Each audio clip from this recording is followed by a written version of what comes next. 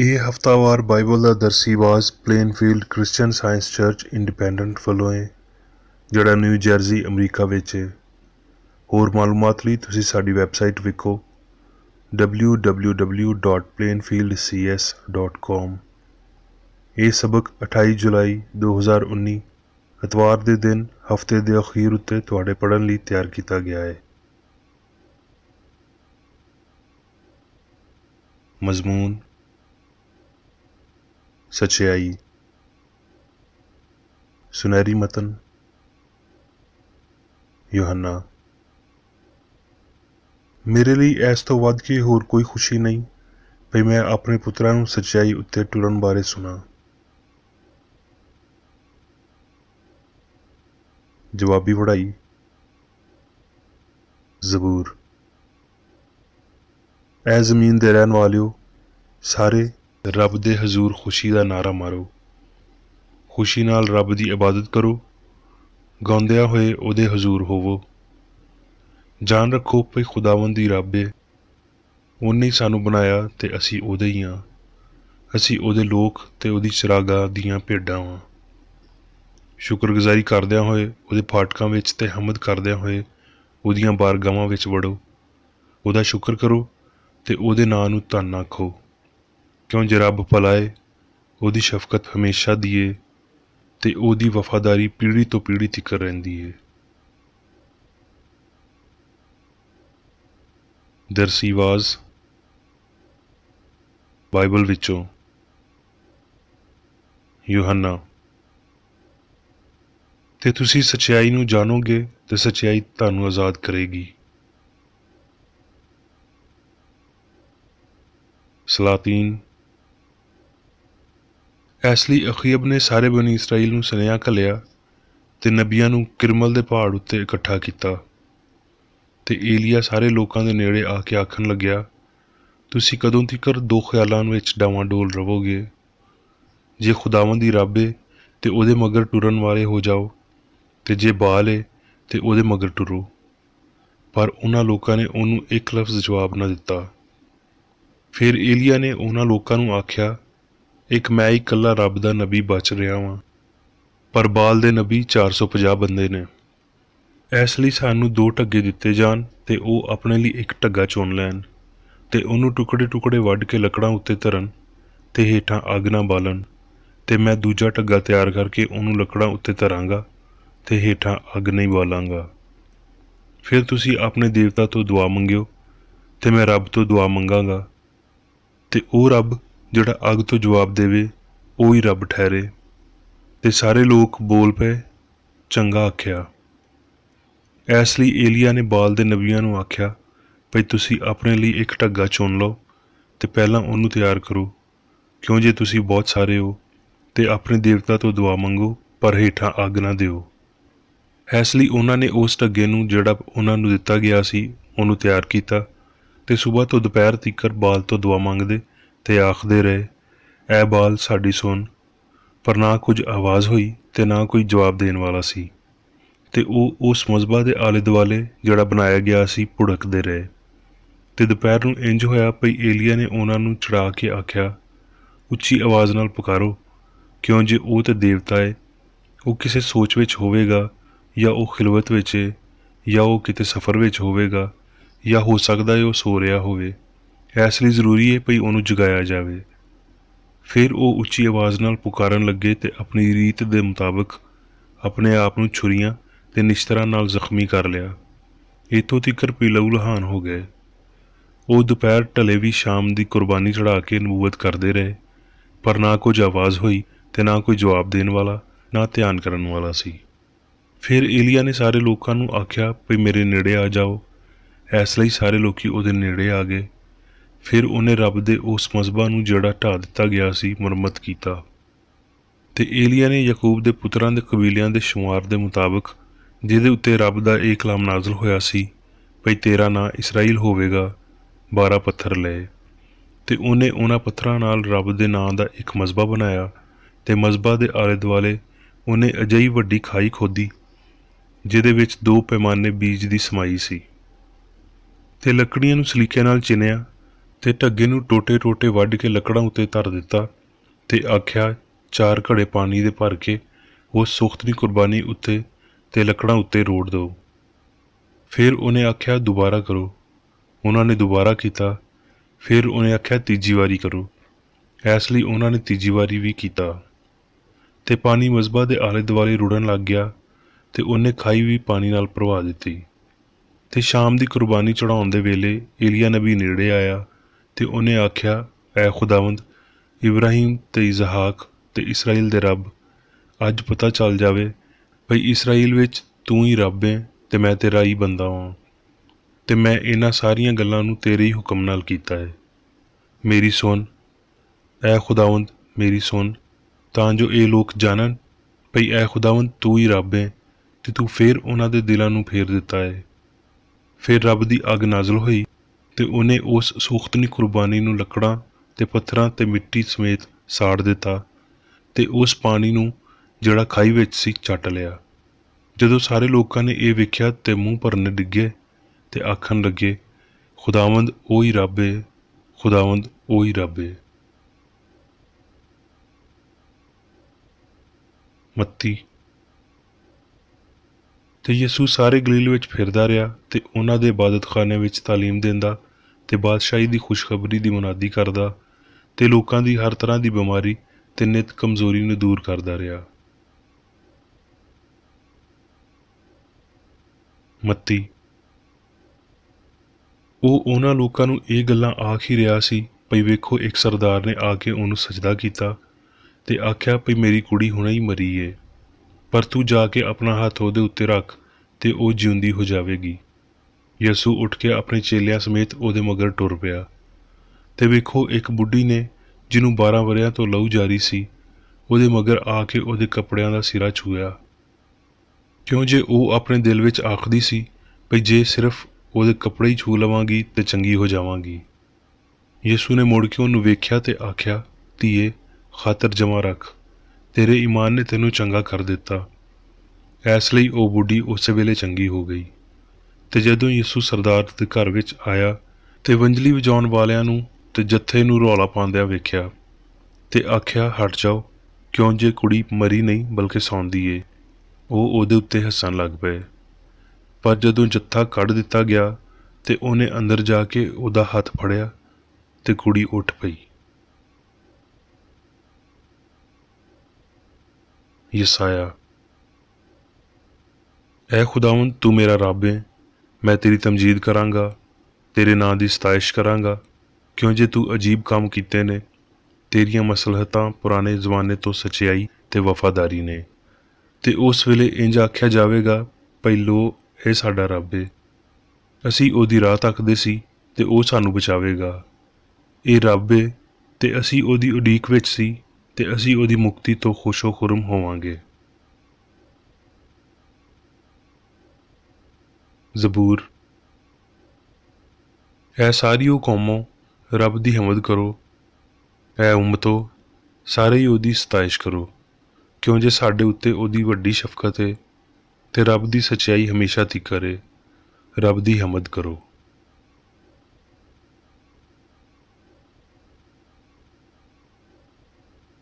ਹੁਣ ਮੈਂ ਮੇਰੀ ਬੇਕਰ ਏਡੀ ਦੀ ਲਿਖੀ ਹੋਈ ਕ੍ਰਿਸਚਨ ਸਾਇੰਸ ਦੀ ਦਰਸੀ ਕਿਤਾਬ ਸਾਇੰਸ ਤੇ ਸਿਹਤ ਆਇਤਾਂ ਦੀ ਕੁੰਜੀ ਦੇ ਨਾਲ ਵਿੱਚੋਂ ਲਈਆਂ ਹੋਈਆਂ ਲਿਖਾਈਆਂ ਪੜ੍ਹਾਂਗਾ। ਸਾਇੰਸ ਤੇ ਸਿਹਤ। ਮਸੀਹੀ ਸਾਇੰਸ ਤੇਜ਼ ਰਫ਼ਤਾਰੀ ਨਾਲ ਸੱਚਾਈ ਦੀ ਫਤਹਮੰਦੀ ਵਿਖਾਉਂਦੀ ਏ। ਬਦਨੀ ਫਹਿਮ ਤੇ ਬਦਨੀ ਫਹਿਮ ਤੋਂ ਹਾਸਲ ਹੋਣ ਵਾਲੇ ਸਾਰੇ ਇਲਮ, ਗੈਰ ਫਾਨੀ ਸੱਚਾਈਆਂ ਦੀਆਂ ਸਾਰੀਆਂ ਸ਼ੈਵਾਂ ਲਈ ਸਾਇੰਸ ਕਾਬਲੇ ਕਬੂਲ ਹੋਣੀ ਚਾਹੀਦੀ ਹੈ। ਇਨਸਾਨ ਦੇ ਬਾਰੇ ਇਹਨਾਂ ਦੋ ਨਜ਼ਰੀਆਂ ਵਿੱਚੋਂ ਤੁਸੀਂ ਕਿਹਨੂੰ ਮੰਨਣ ਲਈ ਤਿਆਰ ਹੋ? ਇੱਕ ਮੁੱਕਣ ਵਾਲੀ ਗਵਾਹੀ ਏ ਜਿਹੜੀ ਬਦਲਦੀ, ਮਰਦੀ ਤੇ ਅਸਲੀ ਨਹੀਂ ਏ। ਦੂਜੀ ਹਮੇਸ਼ਾ ਦੀ ਤੇ ਅਸਲੀ ਗਵਾਹੀ ਏ ਜਿਹਦੇ ਉੱਤੇ ਸੱਚਾਈ ਦੀ ਮੋਹਰ ਸਬਤੇ। ਇਹਦੀ ਗੋਦ ਖਤਮ ਨਾ ਹੋਣ ਵਾਲੇ ਫਲਾਂ ਨਾਲ ਭਰੀ ਹੋਈ ਏ। ਕਿਉਂ ਜੇ ਸੱਚਾਈ ਨੂੰ ਲਾਮਹਿਦੂਦ, ਗਲਤੀ ਨੂੰ ਅਦਮ ਸਮਝਿਆ ਜਾਣਾ ਚਾਹੀਦਾ ਹੈ। ਕਿਉਂ ਜੇ ਸੱਚਾਈ ਚੰਗਿਆਈ ਵਿੱਚ ਕਾਦਰ ਮੁਤਲਕ ਹੈ, ਗਲਤੀ ਸੱਚਾਈ ਦੇ ਖਿਲਾਫ ਕੋਈ ਤਾਕਤ ਨਹੀਂ ਰੱਖਦੀ।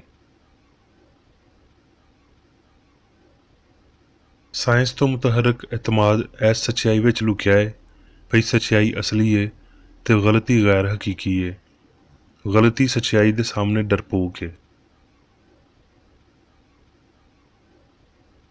ਤਾਕਤ ਦੀ ਵੱਡੀ ਤਰੱਕੀ ਵੱਲ ਤੇਜ਼ੀ ਨਾਲ ਵੱਧਦਿਆਂ ਹੋਏ ਪਾਪ ਤੇ ਅਯਾਸ਼ੀ ਦੇ ਜੱਗ ਵਿੱਚ ਇਸ ਗੱਲ ਉੱਤੇ ਧਿਆਨ ਨਾਲ ਗੌਰ ਕਰਨਾ ਅਕਲਮੰਦੀ ਹੈ ਭਈ ਆਇਆ ਮੁਤਾਸਰ ਕਰਨ ਵਾਲੀ ਸਿਆਣ ਇਨਸਾਨੀ ਹੈ ਜਾਂ ਇਲਾਹੀ। ਜਿਹੜੇ ਕੰਮ ਯਹੋਵਾ ਦੇ ਨਬੀਆਂ ਨੇ ਕੀਤੇ ਉਹ ਬਾਲ ਦੇ ਪਰਸਤਾਰ ਕਰਨ ਵਿੱਚ ਨਾਕਾਮ ਰਹੇ। ਇਸ ਲਈ ਹੁਸ਼ਿਆਰੀ ਤੇ ਫਰੇਬ ਨਜ਼ਰੀ ਨੇ ਇਹ ਦਾਅਵਾ ਕੀਤਾ ਭਈ ਉਹ ਹਿਕਮਤ ਦੇ ਕੰਮਾਂ ਦੇ ਬਰਾਬਰ ਕਰ ਸਕਦੇ ਸੀ।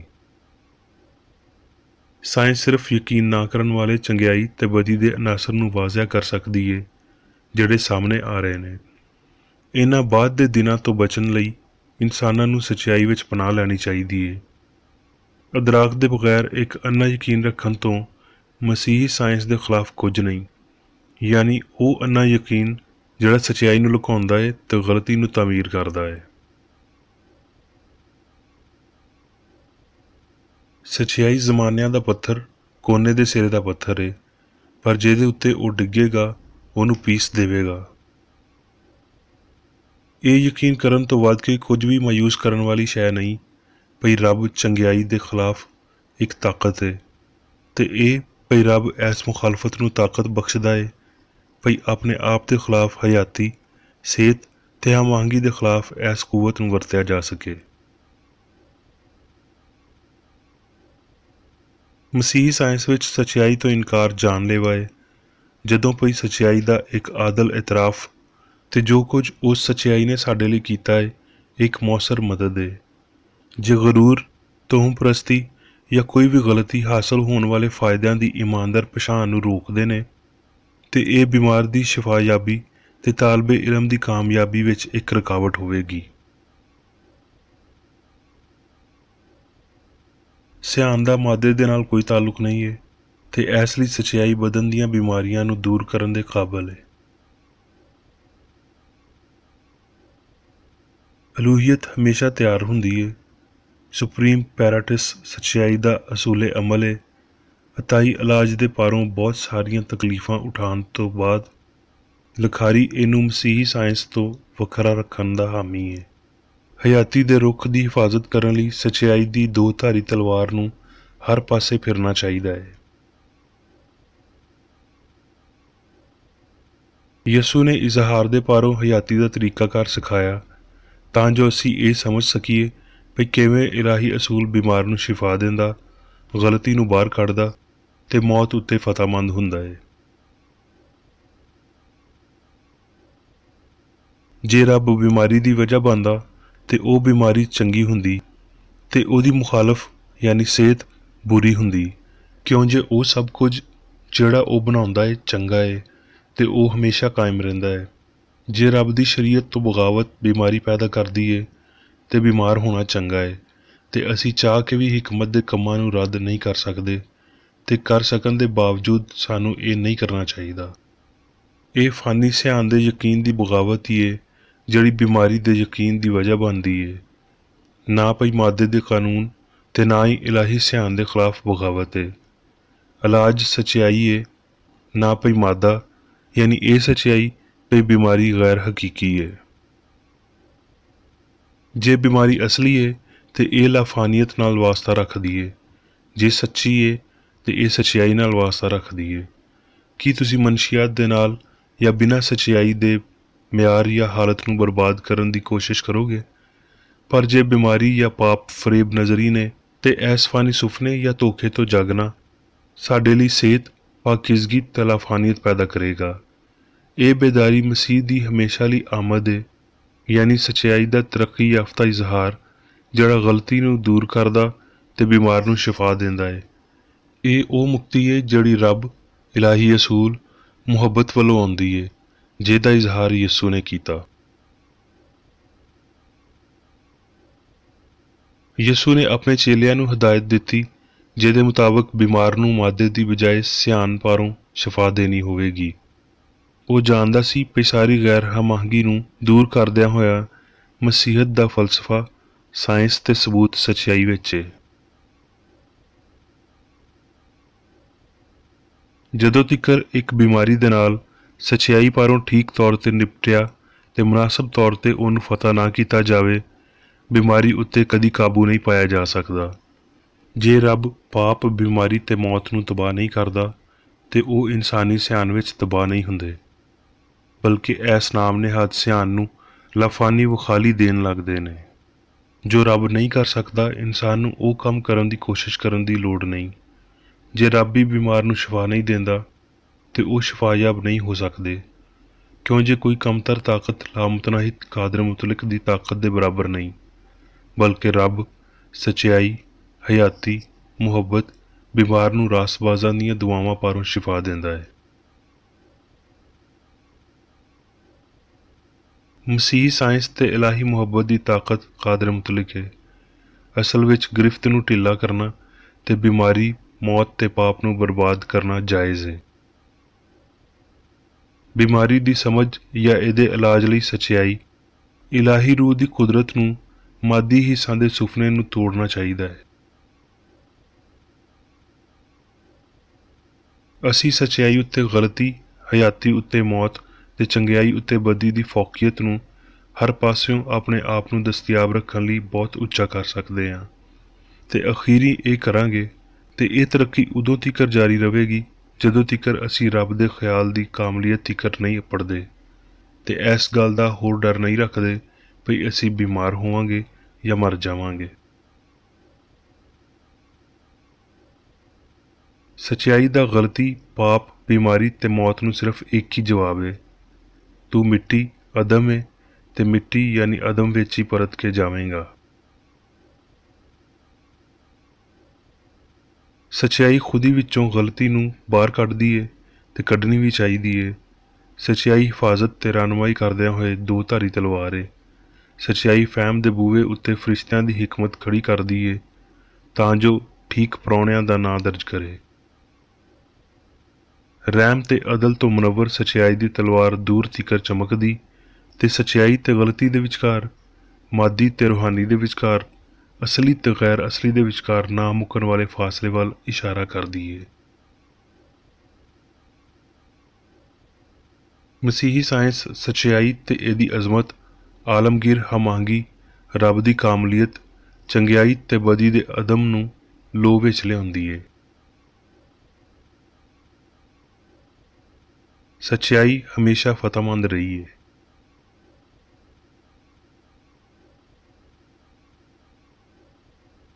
ਹੁਣ ਮੈਂ ਮੇਰੀ ਬੇਕਰ ਏਡੀ ਵੱਲੋਂ ਚਰਚ ਮੈਨੂਅਲ ਵਿੱਚ ਦਿੱਤੇ ਹੋਏ ਰੋਜ਼ਾਨਾ ਦੇ 3 ਫਰਜ਼ ਪੜਾਂਗਾ। ਰੋਜ਼ਾਨਾ ਦੀ ਦੁਆ। ਇਸ ਚਰਚ ਦੇ ਹਰ ਰੁਕਨ ਦਾ ਇਹ ਫਰਜ਼ ਹੈ ਭਈ ਉਹ ਹਰ ਰੋਜ਼ ਇਹ ਦੁਆ ਕਰੇ, ਤੇਰੀ ਬਾਦਸ਼ਾਹੀ ਆਵੇ, ਇਲਾਹੀ ਸੱਚਾਈ, ਹਯਾਤੀ ਤੇ ਪਿਆਰ ਦੀ ਸਲਤਨਤ ਮੇਰੇ ਅੰਦਰ ਕਾਇਮ ਹੋਵੇ ਤੇ ਸਾਰੇ ਪਾਪ ਮੈਥੋਂ ਨਿਕਲ ਜਾਣ ਤੇ ਤੇਰਾ ਕਲਾਮ ਸਾਰੇ ਇਨਸਾਨਾਂ ਦੇ ਪਿਆਰ ਨੂੰ ਵਧਾਵੇ ਤੇ ਉਹਨਾਂ ਉੱਤੇ ਹਕੂਮਤ ਕਰੇ। ਮਕਸਦਾਂ ਤੇ ਕੰਮਾਂ ਦਾ ਇੱਕ ਅਸੂਲ। ਨਾ ਕੋਈ ਮੁਖਾਲਫਤ ਤੇ ਨਾ ਕੋਈ ਜ਼ਾਤੀ ਤਾਲੁਕ ਮਾਦਰੀ ਚਰਚ ਦੇ ਕਿਸੇ ਰੁਕਨ ਦੇ ਮਕਸਦਾਂ ਜਾਂ ਕੰਮਾਂ ਉੱਤੇ ਅਸਰ ਨਹੀਂ ਕਰਨੇ ਚਾਹੀਦੇ। ਸਾਇੰਸ ਵਿੱਚ ਬਸ ਇਲਾਹੀ ਪਿਆਰ ਹੀ ਹਕੂਮਤ ਕਰਦਾ ਹੈ ਤੇ ਇੱਕ ਮਸੀਹੀ ਸਾਇੰਸਦਾਨ ਪਾਪ ਨੂੰ ਰੱਦ ਕਰਦਿਆਂ ਹੋਏ ਸੁੱਚੀ ਭਰਾਬੰਦੀ, ਖੈਰਾਤ ਪਸੰਦੀ ਤੇ ਮੁਆਫੀ ਨਾਲ ਪਿਆਰ ਦੀਆਂ ਮਿੱਠੀਆਂ ਸੱਚਾਈਆਂ ਦਾ ਪਰਛਾਵਾਂ ਬਣਦਾ ਹੈ। ਇਸ ਚਰਚ ਦੇ ਸਾਰੇ ਰੁਕਨਾਂ ਨੂੰ ਸਾਰੇ ਪਾਪਾਂ ਤੋਂ, ਗਲਤ ਤਰ੍ਹਾਂ ਦੀਆਂ ਪੇਸ਼ਨਗੋਈਆਂ, ਮੁਨਸਫੀਆਂ, ਮੁਜ਼ਮਤਾਂ, ਸਲਾਵਾਂ, ਗਲਤ ਅਸਰਾਂ ਨੂੰ ਲੈਣ ਤੇ ਗਲਤ ਅਸਰ ਦੇਣ ਤੋਂ ਆਜ਼ਾਦ ਰਹਿਣ ਲਈ ਹਰ ਰੋਜ਼ ਖਿਆਲ ਰੱਖਣਾ ਚਾਹੀਦਾ ਹੈ ਤੇ ਦੁਆ ਕਰਨੀ ਚਾਹੀਦੀ ਹੈ। ਫਰਜ਼ ਲਈ ਚੁਸਤੀ। ਇਸ ਚਰਚ ਦੇ ਹਰ ਰੁਕਨ ਦਾ ਇਹ ਫਰਜ਼ ਹੈ ਭਈ ਉਹ ਹਰ ਰੋਜ਼ ਜਾਰਹਾਨਾ ਜ਼ੇਹਨੀ ਸਲਾਵਾਂ ਦੇ ਖਿਲਾਫ ਆਪਣੇ ਆਪ ਨੂੰ ਤਿਆਰ ਰੱਖੇ ਤੇ ਰੱਬ, ਆਪਣੇ ਕਾਇਦ ਤੇ ਇਨਸਾਨਾਂ ਲਈ ਆਪਣੇ ਫਰਜ਼ਾਂ ਨੂੰ ਨਾ ਕਦੀ ਭੁੱਲੇ ਤੇ ਨਾ ਕਦੀ ਨਜ਼ਰਅੰਦਾਜ਼ ਕਰੇ। ਉਹਦੇ ਕੰਮਾਂ ਦੇ ਰਾਹੀਂ ਉਹਦਾ ਇਨਸਾਫ ਹੋਵੇਗਾ, ਉਹ ਬੇਕਸੂਰ ਜਾਂ ਕਸੂਰਵਾਰ ਹੋਵੇਗਾ।